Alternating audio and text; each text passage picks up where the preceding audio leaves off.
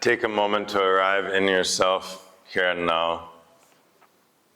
Come back to center again and again and again and again.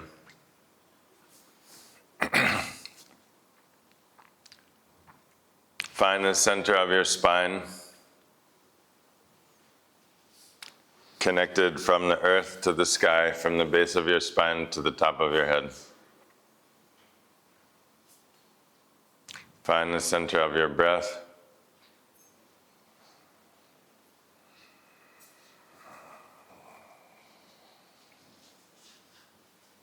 Coming into sync with yourself.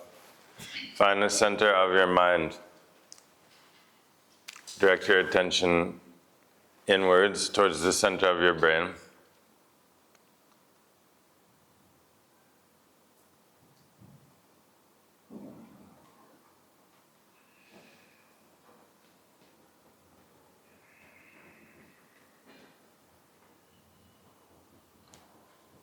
Shifting from doing, going, trying, to being.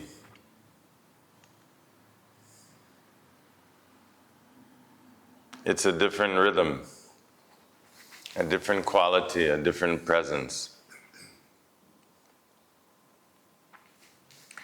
And so before we dive into the questions, I want to try to answer this question: what is the purpose of life? But first we have to investigate two statements. One is that your idea of yourself is not yourself. The idea that you have of yourself, the idea of yourself is not yourself and will never be yourself.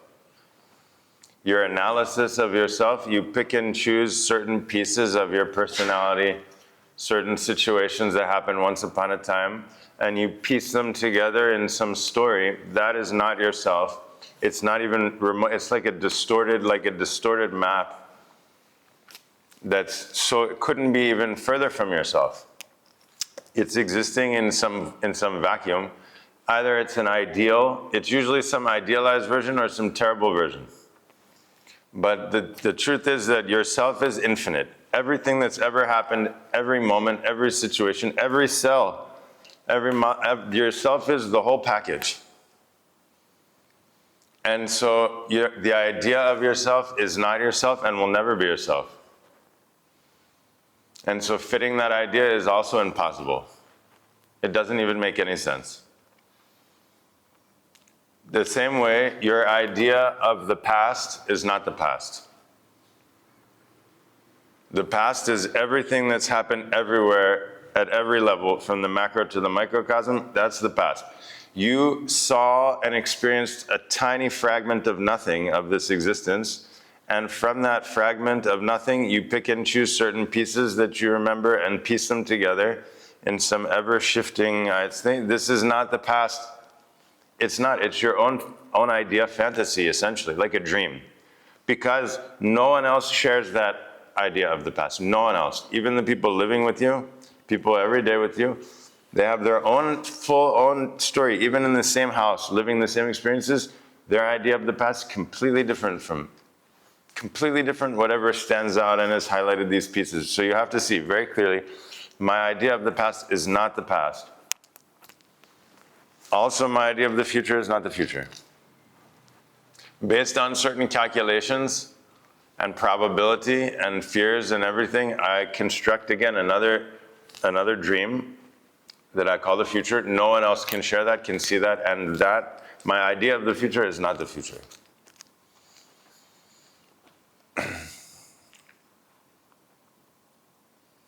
And so, in a sense, it's our ideas that is the trap, that's the prison. That's the problem. Life is okay. But that we believe that our idea of the past is real, this is trouble. That we believe that my idea of myself is real, and then I torture myself with this idea. So, second thing is this idea that I don't have a life. I don't have a life. Who is this I that has something? First of all, if life is something to be had, right, I have this stick. I. Who is this I though? Right? The I is this body, is my mind, is my cells, my organs. Who is this I that's having something? Right? In sleep, in deep sleep, there's no I. So who's having? And so with life, life is not something that can be had. And so the truth is that I don't have a life. Life has a me. Right? Life, which is existing animating all my cells and my blood, all this. Is this mine? Is this blood mine? Is it mine? Are these cells mine? Do they belong to me? And if so, who is this me? Where is this me that's having all these things? Right? This is an important distinction, because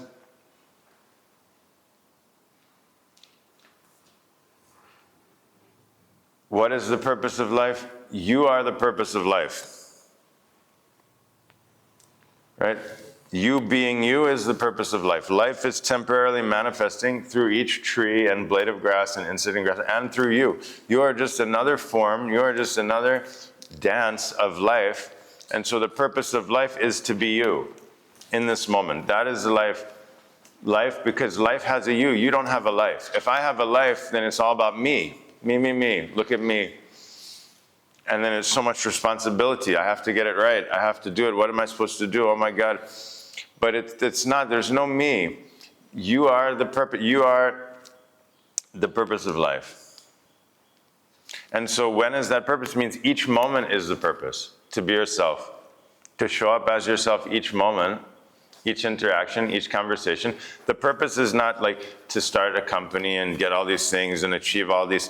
The purpose has nothing to do with that. The purpose, it's not once upon a time, but you're living that purpose.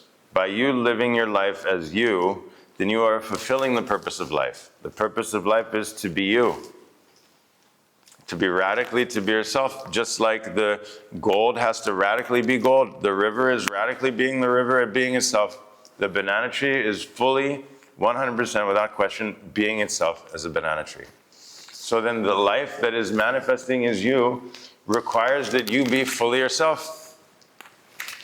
And any idea of what you're supposed to be or have to do, all of this is not that. That's the society, that's Disney, all this programming. And then we torture ourselves with the idea that I'm not good enough. I'm not myself. I can't be myself. First I have to do this and fix this and learn this and change that and go here and etc. But you see, that's an impossible situation. Now you're in an impossible situation. Because you are not the idea of yourself. And the purpose of life is simply to be yourself. To be yourself means you don't even know what that is. If you're trying to think, what should I be, what should I do, where should I go, what should I eat, what should I say, what should I wear, that's not being yourself. Even if you come up with a good plan, the plan is not being yourself. All these strategies and plans, that is manipulation, that is control. So really our life is a very complicated control trip. We're constantly manipulating ourselves and others around us to get what we want and to avoid what we don't want. So this, what we're talking, this art of being yourself requires some practice, because we've been practicing how to neglect ourselves so long. We've been practicing how not to be myself, how to be what other people want me to be. And it started very young. I would say it started from infancy, right? When in general, this in the modern world, the parents are training the children, when it's time to eat, they force the child to eat, even if the child's not hungry. So I'm a little child, I don't have any words, I'm not hungry, but they're putting the food on me, I don't want to eat. Or I am hungry, but they're not giving me any food. And I'm crying, I want the food, and when I act upon my own internal signal, no, I'm not hungry, then they give me negative feedback. But if I accept the food that they want me to take, even if I'm not hungry, they give me positive feedback. Right? Or same thing when I'm tired. No, I'm not tired yet, but it's sleep time. Force you to go to bed. But I don't want to go to bed. They give me negative feedback. Even when I trust my own signal, when I listen to my own signal, but if I do what they want me to do, then they give me positive feedback. All right, with what? Eating, sleeping, and going to the toilet. And so from that very young age, we start to distrust our own internal signals and instead to pay attention to other people and to act in accordance to make them happy. This is starting from the very youngest age, pre-mental. And so we have this programming. We have to unprogram that. And this is why training how to listen to your internal signal. What is the language of intuition? What is the that inner knowing is not with words and sentences and paragraphs and things. It's like you're walking in the park and you hear someone playing music and it's terrible. It's so out of tune. It's like, and you feel this contraction, inside, a kind of, gross, right? Then you keep walking and you hear someone singing beautifully in tune and you feel this like a sense of expansion. This is happening every moment, every second, with every person, every situation, every word, every idea, everything. We have this contraction or expansion. This is the language of intuition. This is what you have to listen to. In order to listen to that, you have to be quiet. You have to become quiet.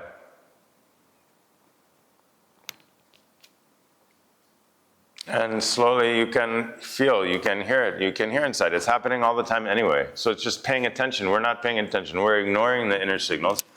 And then slowly, once you hear it, you have to trust it, and then you learn to act on it. There's 3 phases. First, learning to hear it. But often it's coming and it's like, oh no, not that, it's but you don't want to know.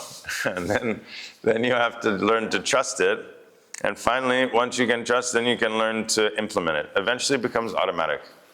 You can't live against your own intuition. You can't live against your own inner knowing.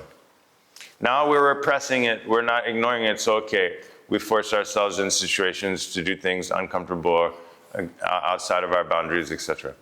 But if you give value to that, right, so instead of spinning in circles with the mind continuously, just first forget everything, just be quiet. And then listen deeply. You have some question, just listen in your heart without thinking any words or anything, not trying to weigh the pros and cons. That's a different approach. Instead, you just come into that state of centered wholeness that we're training every day, so it gets very easy to do that because we make it a habit. And then listen. The answer is already there. Then if maybe you feel something, if not, then you just have to wait. You can't force it. You can't rip the flower out of the seed. Sometimes it's not yet time to know. We can't know yet. So you have to give it time. So listening to the intuition, inner knowing, we have to train. It requires training. It requires training to breathe properly. It requires training to hold your biology or your nervous system. It takes training to activate your organs and glands such that your hormones are making good chemicals. Now we're creating such a terrible cocktail of chemicals that make us miserable and feel terrible. But you can, through this biohacking, is modern word, but through this training, we can activate the oxytocin, serotonin, all of these, everything is inside of you. But the same way, buried in the earth, you have everything, gold, precious gemstones, minerals, gases, everything. But if you don't make the well, if you don't dig a well and access it, then there's no use. You have water, also, so buried within you have many, many things. You have love, wisdom, peace, power, all these things are within, but you have to create you have to tap into it. You have to activate it. If you don't activate it, then it's just there. It's lying dormant. It's still there. The water is there. Even if I don't dig into the well and get the gold, I don't even know it's there, but it's still there. And so we've been trying to get the fulfillment from the world around us, from the objects and possessions and the people and the jobs and the thing from other people, but it doesn't work. It doesn't last. Very temporary. Automatic. It requires then more and more and more, and it's never enough. So we have to get more intense. But still, it's not enough. It doesn't work.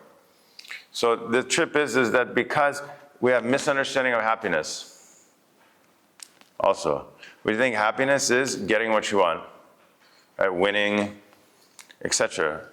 But this is not happiness. This is a temporary intoxication. Like when you eat sugar. When you eat sugar, you feel excited.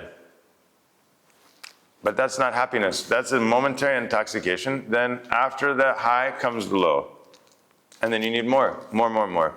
So real happiness doesn't come from getting what you want or from winning. Happiness comes from not wanting anything, not needing anything. When you feel full, like after a meal, you're full. No, I'm full. I don't need anything. To feel that I am that wholeness. Life is whole. I am whole. Then it's a kind of subtle peace and contentment and joyfulness. Happiness is not a big spike. It's not these peak moment spikes. Happiness is that state of presence and joyfulness that we see in many of these third world countries where people are just naturally very present and joyful and smiling, even they have very challenging life and situation, because there's a depth, that depth.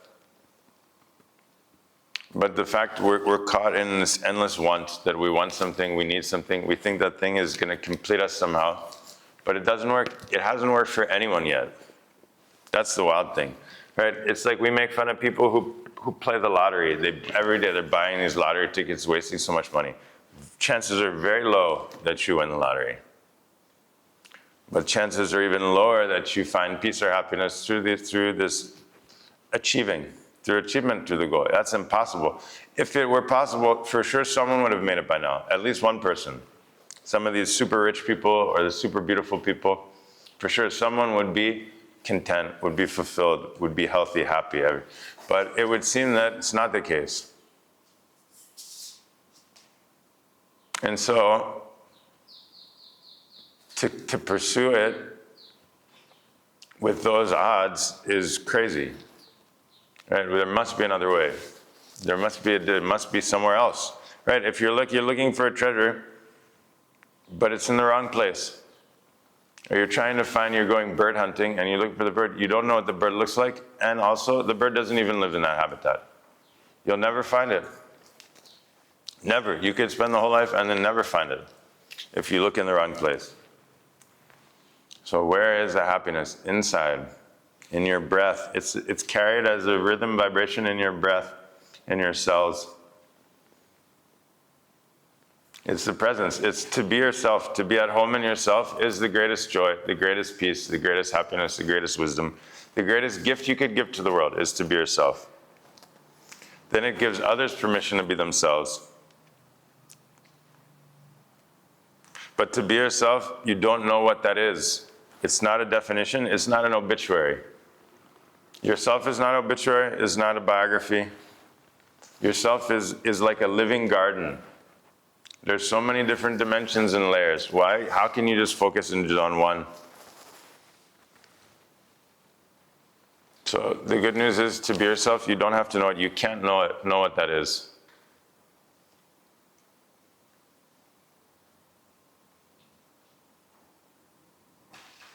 So that's my answer. Now we have a big pile of questions.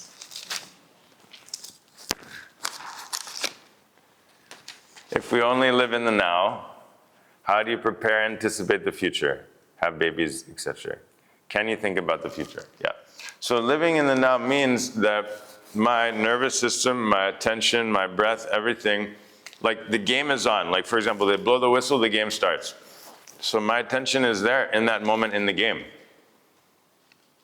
Right? I'm not thinking about the last game or the next game, because I'm definitely going to mess it up now if I am. And I have to be in that moment.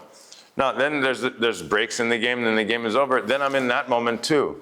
Some moments require planning, so sometimes planning for the future arises within the moment. I do that. How many minutes does that take? Right? The difference between every day, all day, living in the past and the future. Right? So it's not when I'm in the present, of course, like when you do something, there are many steps to do, even if I want to go fishing. Many things I have to do. I have to prepare my things. I have to have a map, know where I'm going. I have to have my permit. I have to have the bait ready. I have to have friends. We have to arrange a time to meet, everything. And then, but when it's done, then each moment when you're in the present, you attend to each moment as is necessary. It's not that your hands are tied and it's like, oh my God, no, that's the future. Please stay away from me, right?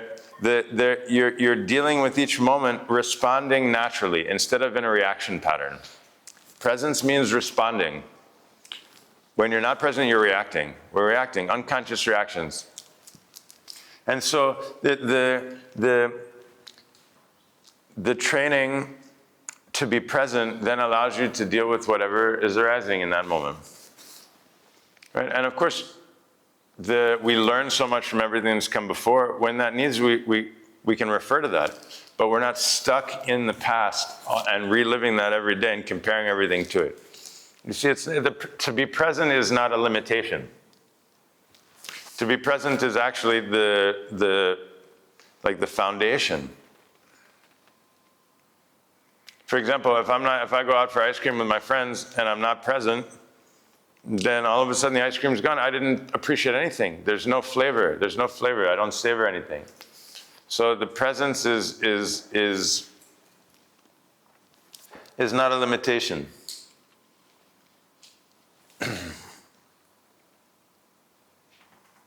Generally, we're caught in a loop in the past or the future. So this is the mechanical mind where it's spinning out. That presence is a kind of a sharp, your mind becomes like a very sharp knife. And then your willpower, right? The willpower, instead of being all over the place, is under your control, and so you can direct it through your attention to whatever needs to be done.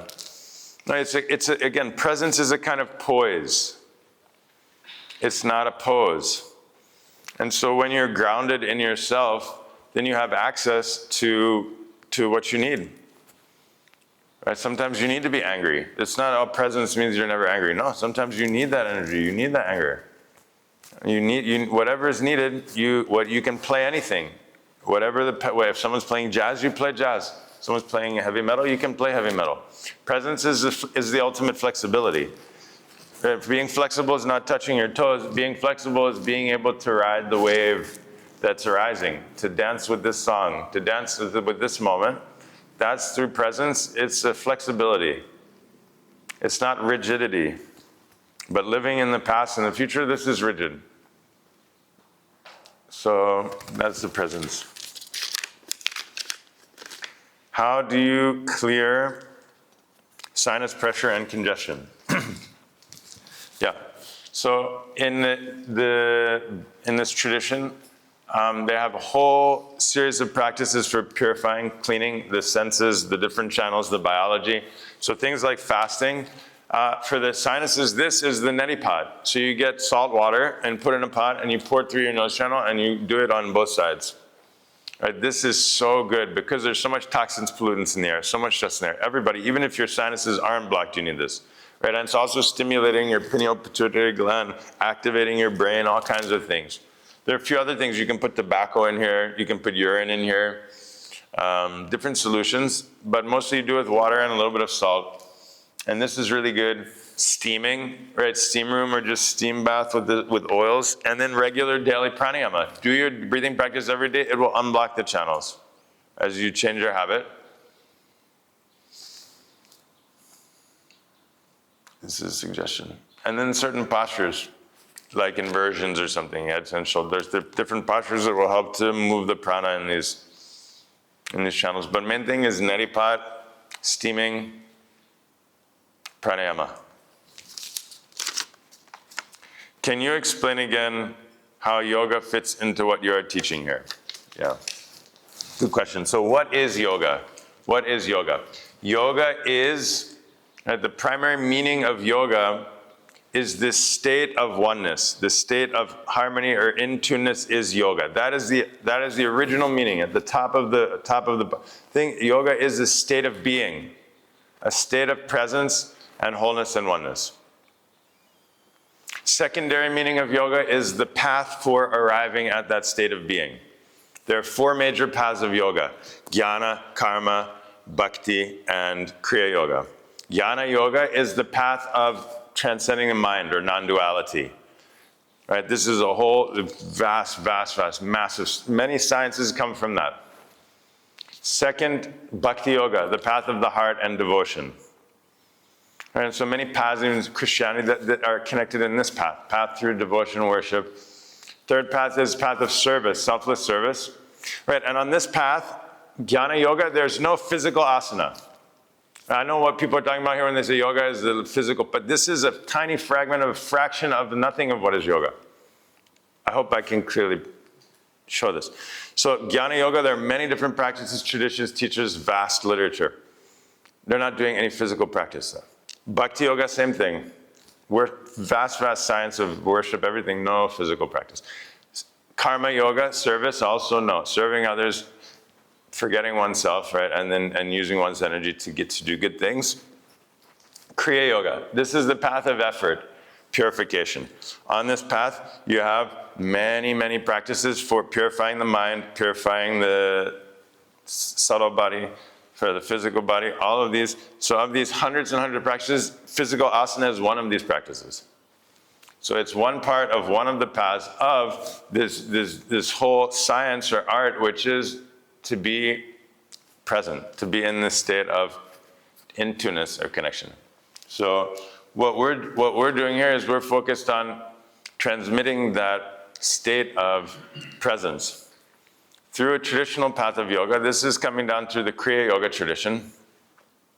And so when we talk about movement, breath, stillness, and vibration, this is the sadhana, the daily training.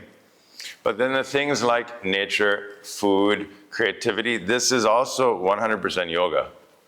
Food is 100% your diet, connection with nature, breath, because what is yoga is a relationship with life, with existence.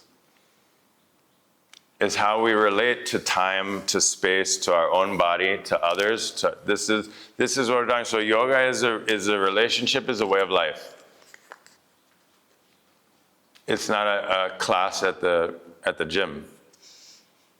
I mean, it is, but you see how reductory it is. And the other problem is now this approach to yoga is the approach of trying to prove something.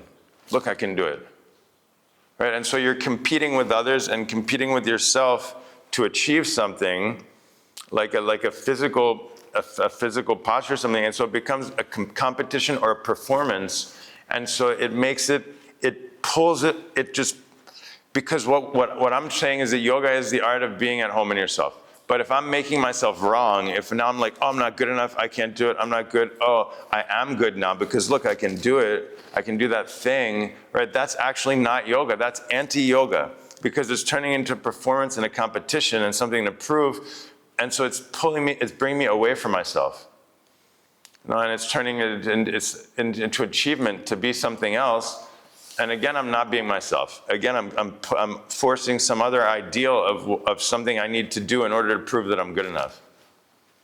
You see, it's very subtle, but it's very damaging. It's terrible. It's because it's the opposite. Yes, it feels good to move your body and exercise. No matter what you do, you're going to feel good. But we're talking about this deep tuning of the essence of your being, and to be connected with that, you can't do it in a room full of other people where it's a big circus. So the problem is the training. Now, what do you need to be a yoga teacher? 3 weeks. What to be a doctor? 4 years plus 4 years. The yoga teacher should be at least a 1 or 2 year training. I'm starting here at 1 year teacher training. I'm only taking two students at a time, apprentice style. 1 year. I was going to do 18 months. I don't think anyone can handle it. But it's crazy to me. If people were really training for 2 years, 4 years, 6 years, it would be completely different. But it's a business also. This is what sells. This is business. Please share your thoughts on AI.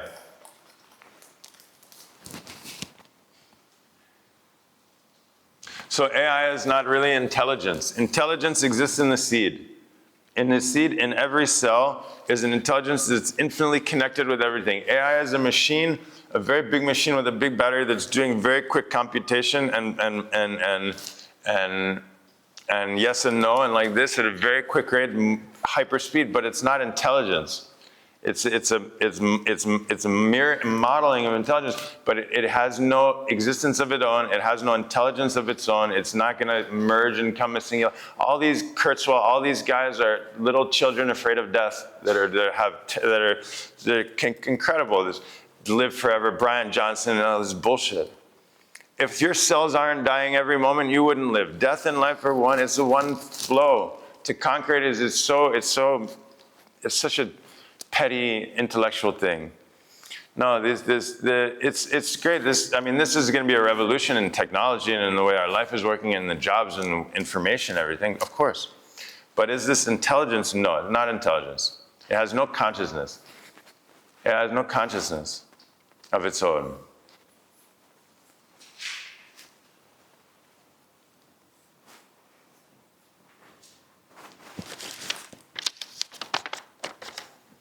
How to listen to your intuition whilst remaining disciplined. Yeah. Under any circumstance you listen, whether you're disciplined or undisciplined, the key is you have to train to listen to that signal, to those signals. At time we don't know, like, this pain means I'm hungry, or this pain means that I have, what. So we had to train to listen to certain subtle signals, socially, physically. And so we have the intuition is there. That inner voice, the inner knowing is there. One of you have to be convinced. It's there. It's always been there. The signals are always there. And so it's a matter of learning to pay attention to that and to trust it. We don't trust. Since we were young, we've been told not to trust ourselves. We don't know good. You don't know yourself. Trust the doctor. They know about your health. Trust this person. They know about this, everything. Don't trust yourself. This is a big mistake. And also our education really put us down. Really all this having to memorize information and competing with one another, and it created such a trauma from learning and from the aliveness, and we weren't allowed to be ourselves or to create things and everything, and so that's a big thing. And so wherever we are, whatever the circumstances, we must immediately, as soon as you learn that you have to water your garden, then immediately you just start to water it from that point, and then from that point, that will take over. Right? And so in that sense, no matter what has ever happened up to this point, then if we understand that I can listen to my intuition, right, and that there's a pathway, it's not just like some hocus pocus, like reading the horoscope in the newspaper or something like that. Like you have these signals of likes and dislikes, and you have an inner wisdom and inner knowing, and so it's just a matter of giving value to that and leaving space. That's why we recommend every day, take this 2% of your day, invest 2% of your time, of your life, 24 hours, that means 30 minutes to water your garden, to be with yourself, to listen to yourself, to slow down. Right? In that time, many things will come up, take notes. Then because you're giving that time, right, to establish that, the effects will follow into your life. It's not like when you take the Tylenol, then the effect lasts for 6 hours. So by organizing yourself, by breathing, by releasing the excess tension, by clearing it, then that state will project into your day. And so you also have different realizations, things come, and then you again practice. And so it's like that. You just perpetuate that through your practice. And that is self-love. That is self-love, to honor yourself enough to give yourself the space to be yourself. And then the more and more you do that, the less and less you will be willing to compromise that in other situations. Because when it's so good to just be yourself, to be at home in yourself, to feel naturally to be yourself, where you're not questioning what other people are thinking about you or anything, that little by little, that becomes the habit. Question. Is God an entity, or is it what we call all of this? Why do so many religions personify the divine, whether in one or many?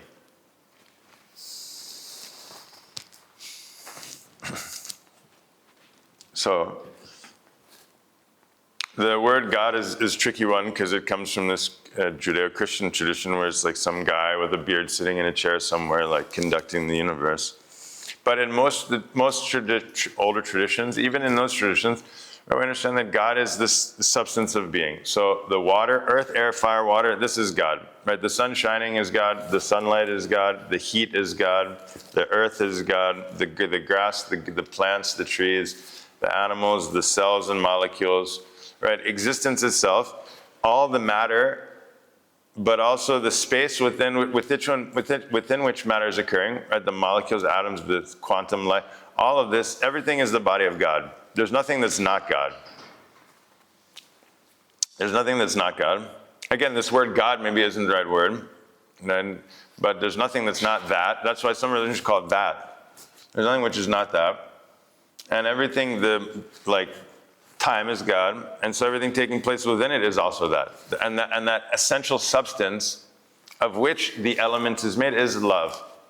That vibration, that pulse of the universe, the energy in the cell or in the breath is love. The fire is love. The sun is love. The river flowing is love. The rain falling is love. The plant growing is love. The plant decaying and dying is love and becoming again. So love is the essential nature of existence, of which everything is a projection of that. And so, because God is both invisible and beyond, transcendent, but visible, then we need different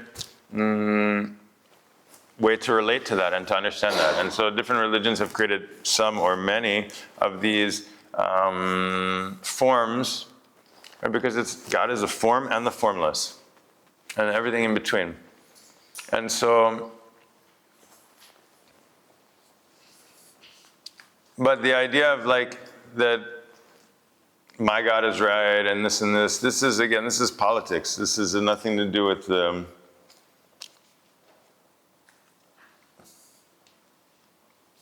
but the reason they personify in these different forms is because the powers, for example, with the fire, you have three qualities. You have light, you have heat, and you have energy. But you can't see those, so how can you relate to it? Right? You need a way to relate to these. And so these are all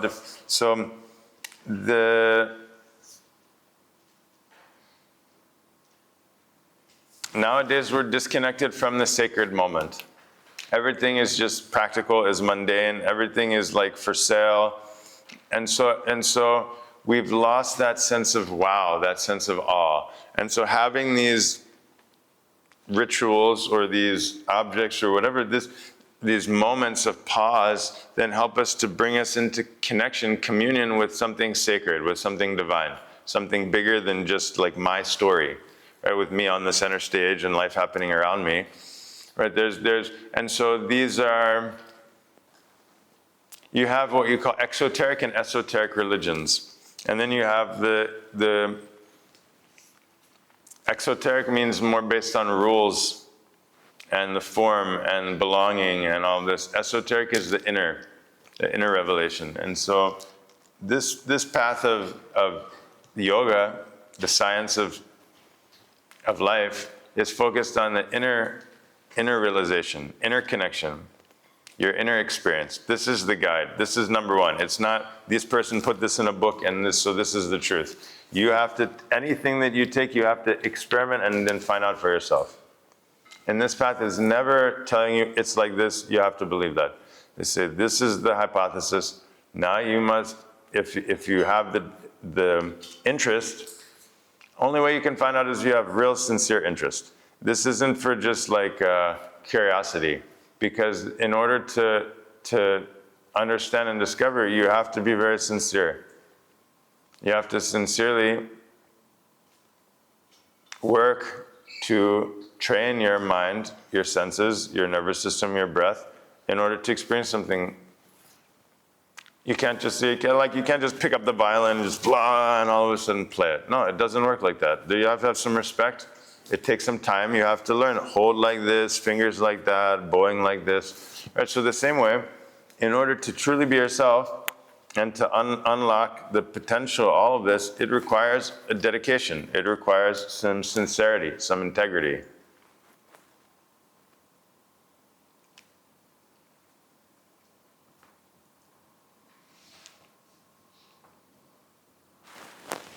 Okay, lots of questions. Keep going. What do you suggest for dealing with irritability, both with yourself and others? Irritability is a kind of excess fire, or a kind of fire is blocked. And so one thing is to make sure, right, I used to love to watch The Dog Whisperer. You guys know Cesar, beautiful Mexican man, right? Cesar the Dog Whisperer. He would take these dogs who were so wild, and he could work with them really well. And one thing that I remarked is that all the time, before he would work with any dog, he would put them on his doggy treadmill, and would make them run, because he said that they have so much pent-up energy from the way of life that they can't even get through. And so right now also our way of life, really, we're living in such a stagnant way. We're not really using our bodies. We're not moving. We're not, and so number one is have to do some kind of intense exercise or something, playing a sport or doing some kind of like hit exercise, doing these things to really make sure that you're moving the fire energy in your body. And then other things for cooling, like oil bathing. Oil bathing is really good for nervous system, especially depending on different body types. But sesame oil or coconut oil, rub on your whole body. And then breathing practices. Of course, the breathing practices are good for this, because it's just the irritability comes when something's disconnected. The nervous system, the system is disconnected, not fulfilled. Also, laughing. Learn to laugh at yourself, laugh at others, especially laugh at yourself. Laughing at yourself. This is really, very, really very powerful practice. Because when we become more playful, then we can find solution to anything. But in order to be playful, you have to be in tune. That's why the daily practice, without question, daily practice, movement, breath, stillness, vibration. Yeah, this recommendation. Do you use any form of AI? Yes, I've been working with ChatGPT. I haven't used Claude. Some other people using Claude. I think it's incredible. I mean, I'm using it in order to do different branding, or with my incense, working on recipes or different descriptions or proposals. I'm taking these talks and I'm putting them in and having it cut into shorter segments. It's saving so much time with so many things. I think it's very interesting. I think it's important that we're relevant with the times in which we're living. You know what I mean? There's a lot of terrible things about this modern time in terms of like healthy way of living and disconnection. But there's so many incredible things as well that we have access to. And so I think it's important that to experiment and to learn from whatever we can without losing your core, without losing your essence. What is dharma?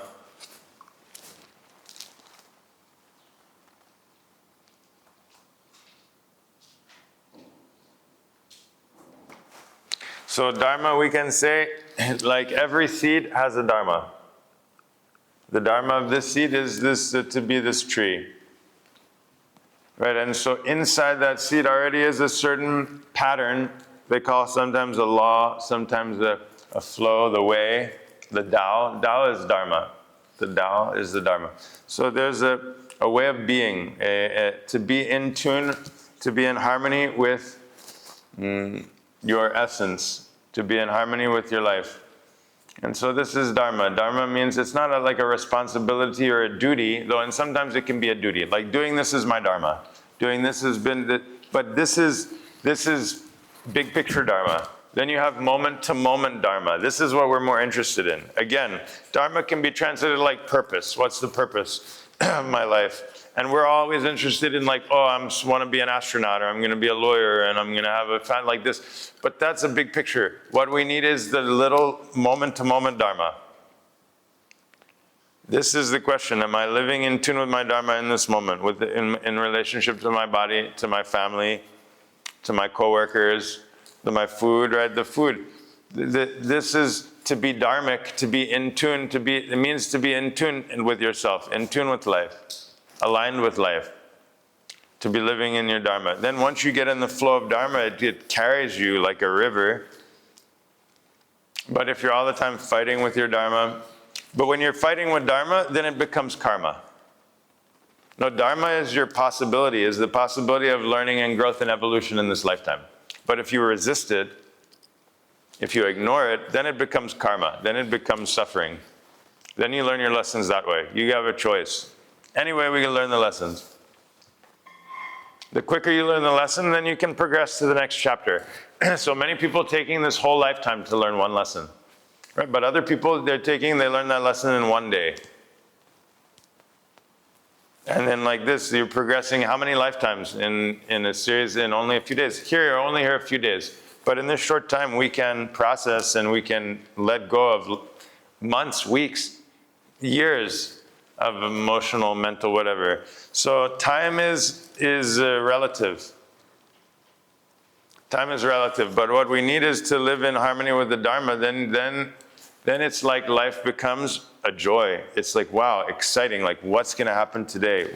What a celebration. Otherwise, when you're not aligned with the Dharma, then it's all karma. It's like, oh, another day. Oh, terrible. It's like torture, right? It's like torture, but it's the same life. So this is why we say, I like to give the example of the Sunday in the park, right? You go to the park on Sunday with your friends, and people say, why don't we play a game of ultimate frisbee, right? Or soccer, football. And so everyone gets on the field, is running around. Everyone's having a great time and smiling and enjoying themselves thoroughly. But you're out of shape, and all of a sudden you start to cramp up, and you start wheezing, and then you feel literally like you're going to die, right? Literally. Everyone else is having a great time. They're playing, it's the same game. It's happening in the same, you're playing the same game as everyone else even.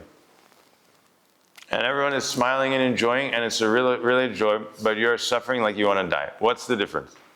The difference is everyone is in shape, you're out of shape. And so when you're out of shape, then life becomes miserable, like torture. Out of shape means physically, mentally, emotionally. Out of shape means disconnected from your soul, disconnected from your essence, from your heart. So if you're in shape, then even a challenging game, even the difficult games are even better. No, when you're in shape. But if you're out of shape, even an easy game sucks. Everything sucks. So the question is there a way to be in shape for life, to be in shape for the present moment? This is what we're teaching. This is the training. It's not yoga to be good at yoga. Right? Yes, it's yoga. But yoga is to be in tune, in shape, ready, so that whatever comes, whatever wave is coming, you can ride that wave. Otherwise, we'll be fighting life, no ending, never ending. What are your recommendations to carry forward the learning from this week into daily life? Yeah, it must be implemented in your daily life. And so that's why we recommend to set up a daily practice. Take time each day. Recommendation is 2%, 30 minutes. In 30 minutes, you can do about 10 to 12 minutes of movement, 5 minutes of breathing, 6 minutes of breathing, and another 12 minutes of stillness. Recommendation is you fix a program that you're going to do that same one every day for 100 days. Or we call it 100-day challenge. And you do it every day, ideally at the same time every day. Same time, same place, same practice. You can always do more. If you have extra time, you do more, no problem. But you don't do less, right? And it's really important to have a fixed practice. If you just set the intention of like, oh, I'm going to do something, I want to do some yoga, maybe later, this or that, you'll never be able to maintain it. So like when you go to the gym, you have a fixed sequence. Today is legs day, I do this exercise at this weight, this many reps, bam. You apply the same thing and then do it for 100 days. Then for sure, during that period of time, you will know if there's any real benefit in your life. Right? Not based on being really good at the practice, right? But based on when you're not practicing the other 23 and a half hours a day, you feel more creative, more efficient, more alive. You feel you're kinder to yourself and to others, right? You listen better. This is the sign the practice is working. You understand? Everyone is obsessed with practicing yoga for the sake of yoga. What is that? Everyone wants to go on the circus. You see, yoga is not for the sake of yoga, for the sake of your daily life. So sometimes meditation is difficult. Let it be difficult, so that the other 23 hours of your life are less difficult. Bring it on. When I'm sitting there, bring it on. Let it be uncomfortable. Let it out. Then the other 23 hours are smooth. Right? You have to let out that pressure. It's like a pressure cooker. Bzzz. You let the thing out. That's what's happening. It's not meditation to be good at meditation. You get some award, a sticker. Here's a star for you. You want to start taking one. You get a heart, something. We don't need it. Again, we're trying to prove something for others. Look at me, look at what I can do.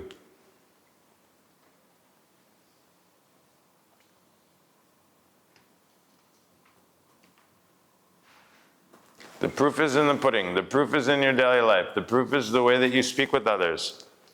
The light in your eyes, in your relationships, the proof is your life.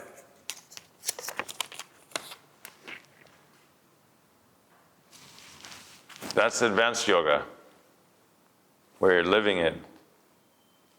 But the advanced yoga is like, because the real yoga is an inner process. So the advanced yoga, you don't even know it. It's like a ninja.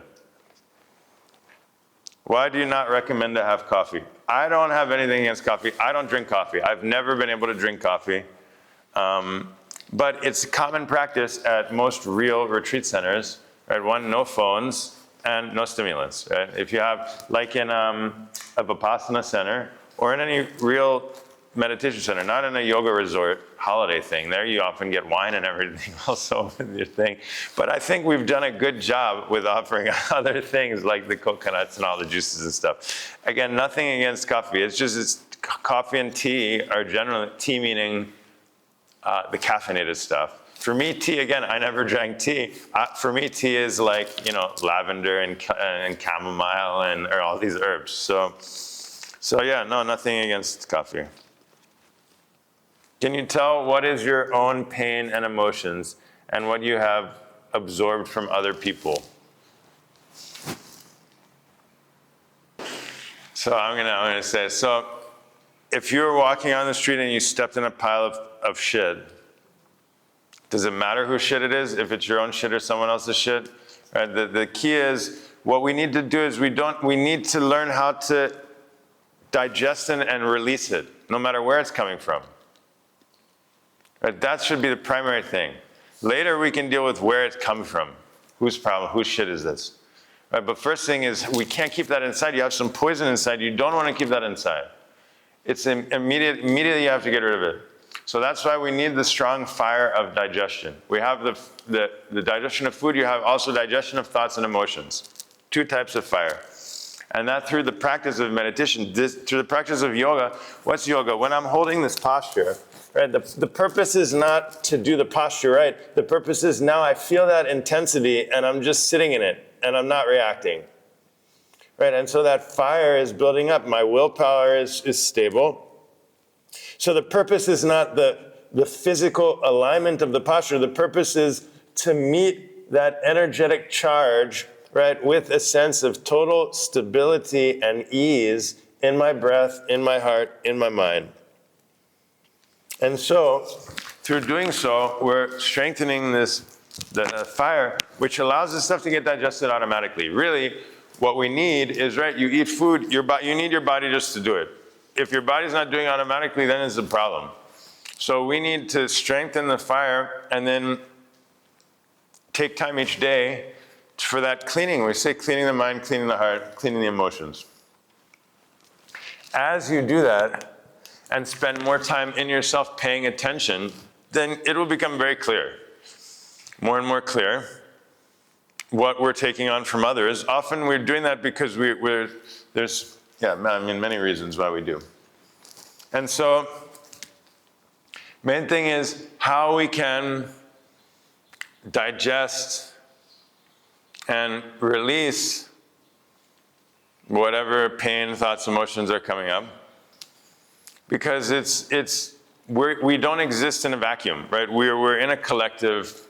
We exist as a collective. And so all the time we're experiencing other people's thoughts and emotions, and that's why it's also important to build a strong kind of a thick, not a thick skin, but like when your breath is strong, then this layer around you, instead of being all kinds of like tension and fear and like that, then it's filled with a luminous, beautiful light, and that absorbs and helps to filter some of the bullshit from around you.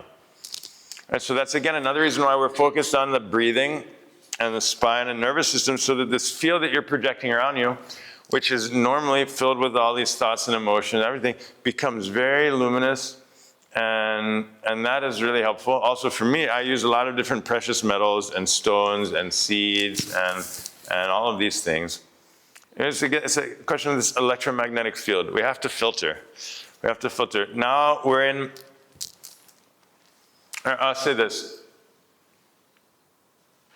We're taking on a lot, not just from ourselves and people around us, but from the media. From everything we're watching. Now everything we're watching is people cheating and stealing and doing terrible things and over-sexualization.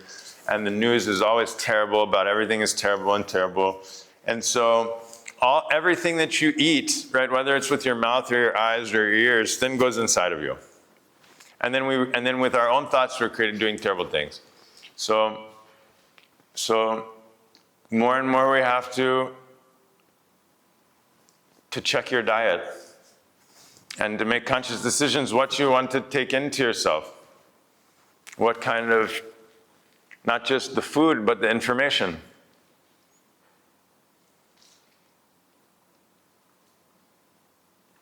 And so you do some fasting and you get really clean. Once you're clean, it's very easy to distinguish what's what. But when everything is all jumbled and stuck together, more difficult. That's why this cleansing, clean yourself every day.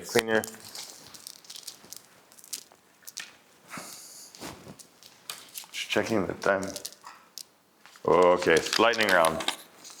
I have difficulties in disappointing others. In my job, I regularly have to take decisions that disappoint others. How can I stay present and compassionate?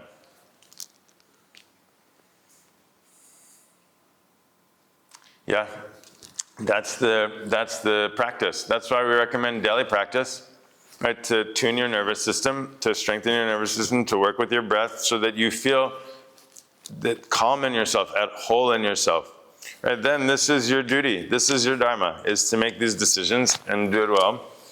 But cultivating connection. Authentic connection with others. And this thing like to be yourself and be connected with yourself also means to be wild. Because we are, in essence, we're, sauvage, alive and wild. But now if you were to examine all of the nature and say, what do we resemble most? It for sure would be, we resemble the animals in captivity. We do not resemble natural animals at all. The way our patterns, our way our skin, our body, our nails, our hair, our diet, everything. And so this kind of rewilding, or allowing the energy, this wild energy of life to move through you, whether it's through dance or being in the forest or being naked or forest bathing or sunbathing or getting your feet on the earth or being in the ocean, this can't be underestimated, because succeeding in society will never bring that fulfillment and wildness of being alive. It doesn't. It just doesn't. And so you have to nourish that essence of yourself in some way, right? And then do your daily practice. And then you get to implement being through presence to be compassionate with others. It's a practice. It's a way of life. It's not like a quality that I happen to have. Everything is something I have to put into practice. We have to put that into practice. Oh gosh, so many good questions, but we really don't have much time there. How to deal with grief after major loss.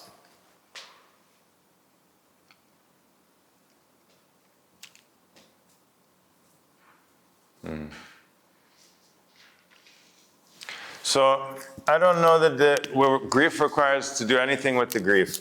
But instead, because grief is there, but also other things are there as well. And so instead of focusing on the grief will take its own course. But focus your attention on, again, on connecting with the seeds of creativity and joy in your heart and nourish that as well. They don't need to exist. It's not the grief there and it overshadows everything, but the other stuff is still there.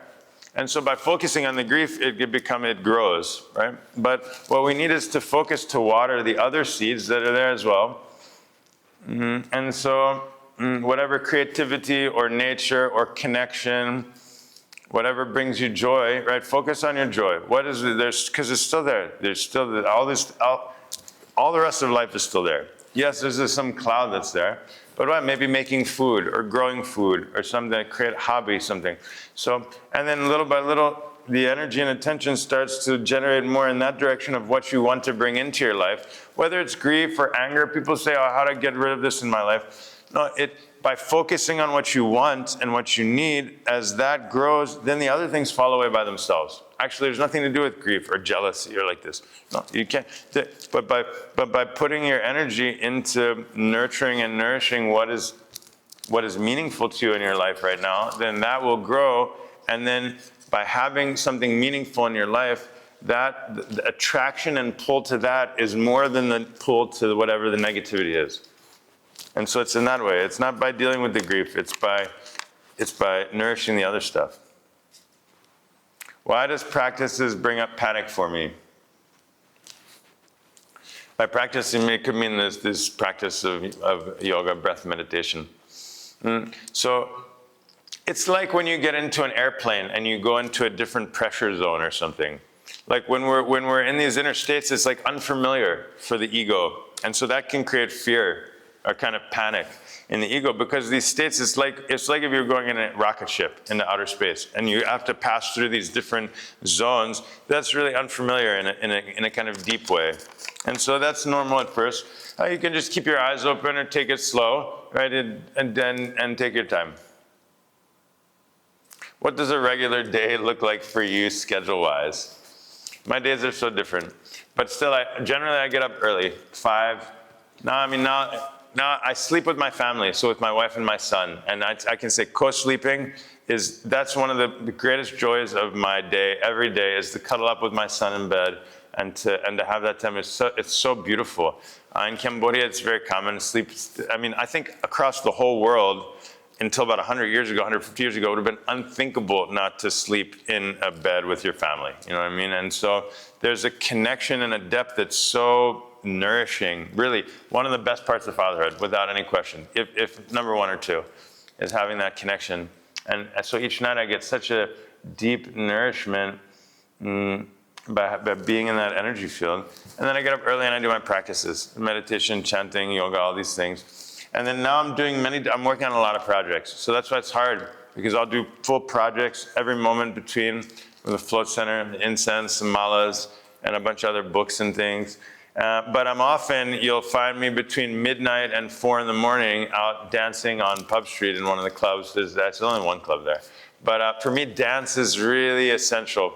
And so I'll go and dance for like 3-4 hours, really to move my body. I was a dancer and trained as a dancer, and I have so much energy and so many responsibilities that I need the freedom to just completely lose myself in the dance. And then I'm teaching whatever needs to be taught, spending time with my son, going on adventures, playing games. But I can't say, for me, I don't even know Monday, Tuesday, Wednesday, Thursday. I don't know any day of the month or the year or anything. It's like each day is endless. It's like, actually, I feel now just like one big day. There's just one big day that keeps stretching infinitely. I barely distinguish, because each retreat, it's like a dream. You have a dream. How much time was in the dream? What's the relationship between one dream and the next dream? There's no connection.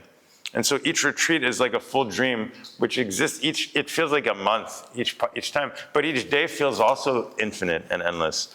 And so I don't need to prescribe to this Monday through Friday 9 to 5 thing.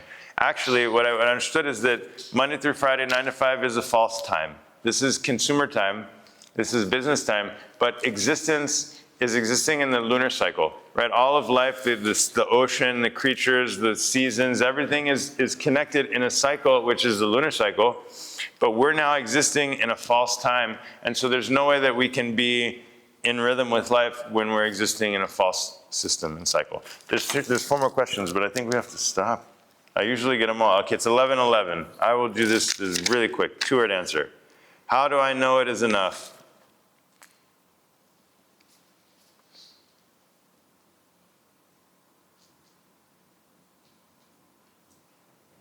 It's either already enough or it will never be enough. To be yourself, you're already enough. Even the moment you're born, before you were born, already enough. Life existence is enough. Existence means everything, everywhere, and every moment. Every ant and everything and everything is enough, means it's whole. Nothing is missing. We can say like this, nothing is missing. If we were to take right now, right in this very moment, a snapshot of the whole universe, all the galaxies and the stars and planets and everything, all the planets and everything on every planet, including this planet and everything of every dimension, every layer of this planet, then we can say it's whole. It's whole. It's existing as a whole. There's nothing that's missing. There's nothing, it's growing, evolving, but life existence already is whole. And so this is why we say that it's already enough. If it's not, then it will never be enough. How do I naturally feel I've had enough to eat? Sorry, I had enough to eat and drink. How much food is enough? Enough. Again, we have now been subject to the advertising and to supermarket psychology and convenience store psychology. Now it's on the phone, you call and you have whatever you want, whenever you want, as much as you want, continuously, blah, we're just gorging ourselves, That is only a modern thing. Before we had scarcity, we didn't have the shipping that we do, we didn't have frozen food, packaged food, etc. So now we're so far removed from being in a natural rhythm with life in our diet that it will require fasting and journaling and experimentation to really get in touch with that. But we can get in touch with real hunger, with real, but it requires practice.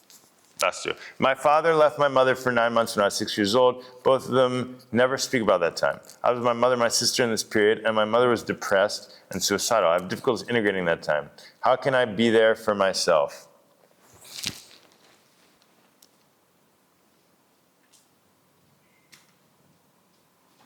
Yeah, I think that communication is really important. I think communicating, whether it's for certain things, we have to talk through and to investigate how it's sitting with us, where it's stuck, in our understanding or relationships, and to be able to process it.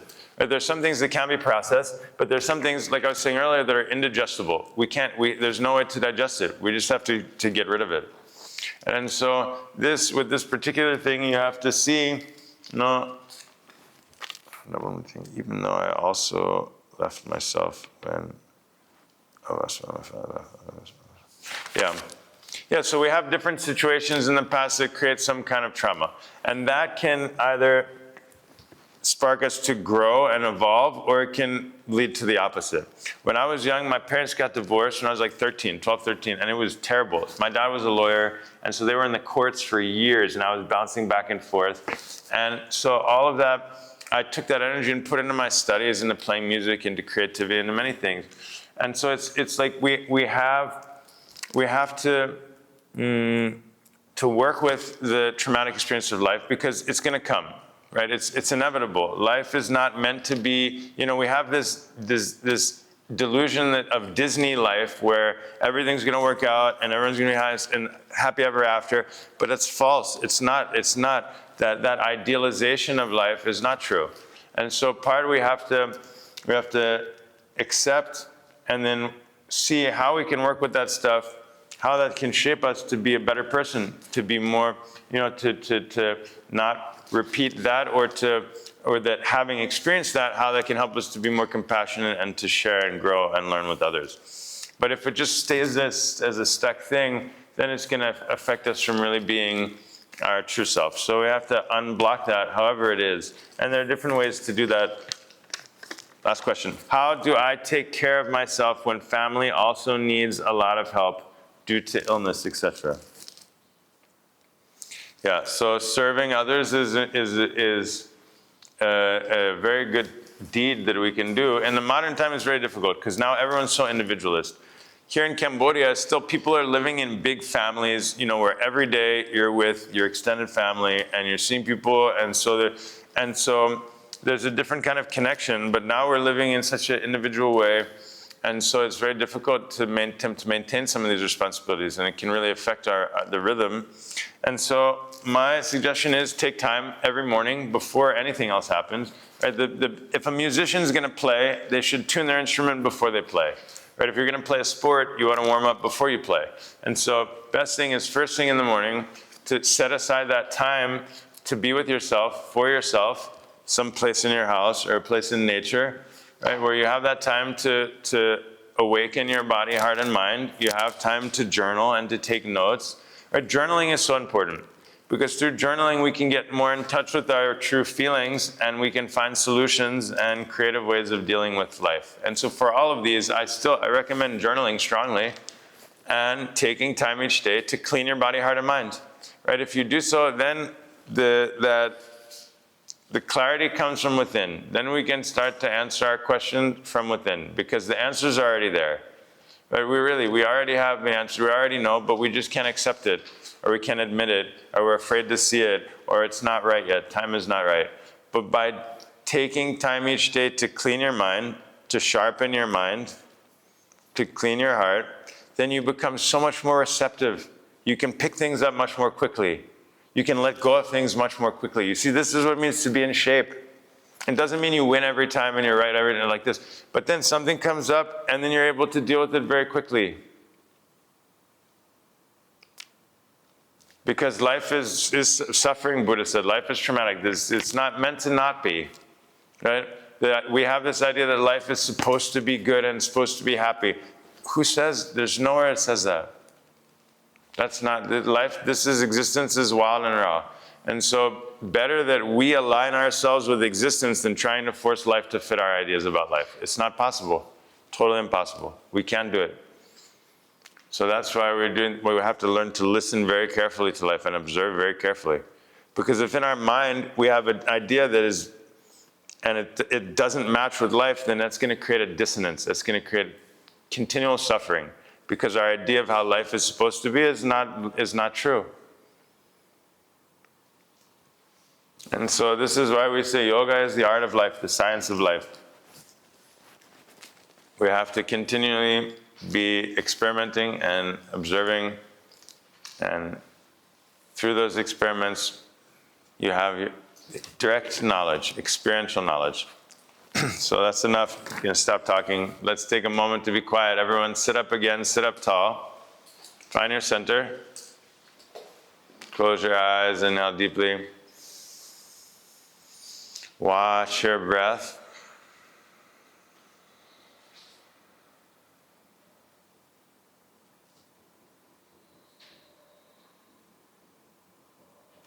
To be yourself means you don't need to announce it. No fanfare. It's not a legacy that. To be yourself is very simple. To be yourself is very beautiful.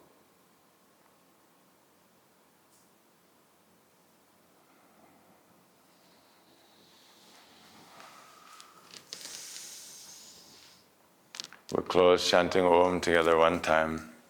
Inhale deeply. Om.